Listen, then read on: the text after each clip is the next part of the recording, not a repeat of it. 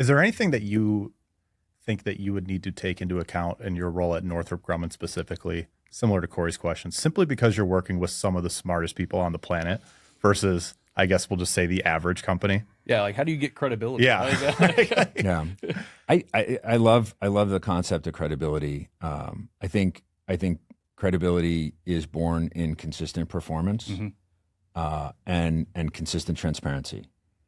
And if you do that over time, people will believe what you say because you have earned that belief. And I think credibility is the currency of business. If you're not credible, you cannot be influential. If you can't be influential, you can't lead at scale. That's great. I think those are we can rely on those, at least in my experience.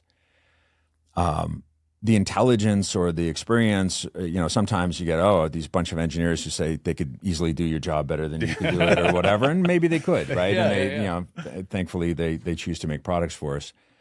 But I think when it comes to them, they still appreciate we deliver as we promise, we meet our schedule commitments, we meet our financial commitments. I also think, though, there's an element of this, and there's themes, right? You'll find themes in the way I look at leadership, but one of these themes of understanding a thing as completely as possible. It's easy to walk into a new role, and I'm sure your listeners have dealt with this. I'm sure we've all dealt with this, but it's easy to walk in a new role and go, wow, what kind of crazy people were making these decisions before I showed up, right? But generally speaking, smart people make smart decisions with smart data. And so the question for us as new leaders in a new role is to just take a pause and go, come in with candor about what you see, but curiosity about the reasons behind it. And I think in doing that, you have an opportunity to have greater empathy for what came before. And I think empathy and performance together help build a relationship between you and your customers. Yep. And if all I do is have empathy and just sort of react to the customers, well, that can be that, we're going to do the things that are important to each individual, and that can be myopic a bit in your view. But when you understand them and then you help them understand your own performance or your own decisions, that helps people come together. And I think that really leads to the better relationship with functions and engineers and operations and all of them. Well, and if you're not aware of what's influenced or kind of got them to where they ended up, oftentimes, even if you address the symptom, the problem's going to come back because you haven't changed those underlying factors. So sure. That's great advice. And then you talked about transparency. We understand from some of the LinkedIn posts you've put out there, you do ask me anything. And I think that's been something you've done at multiple organizations, correct? Yeah, I have. What's the big driver behind that, and have you seen success? Yeah, so the way we look at leadership in general with our employees is it is important for our employees to understand they can challenge leadership.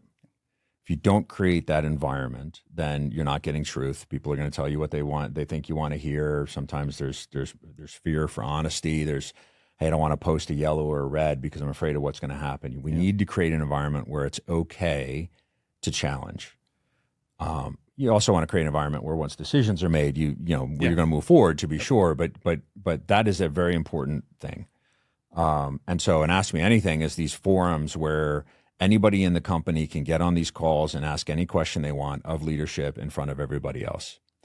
The original focus on this was about getting common answers out because people were saying, oh, I heard you want this, or I heard you don't like that. And I was having to run around and sort of defend or recalibrate that with a bunch of different folks. And I said, you know what, forget this. Let's answer these questions in public ways. Which actually led to another piece on this. I usually lead those sessions by saying, what is a contentious, challenging concern for the organization? Are we going to have layoffs? Yeah. Why do executives make so much money? What's happening with the stock price? And why do you still want to drive ops up or, margin up? Yeah. And so we start with a kind of contentious topic to just rip the Band-Aid off of that.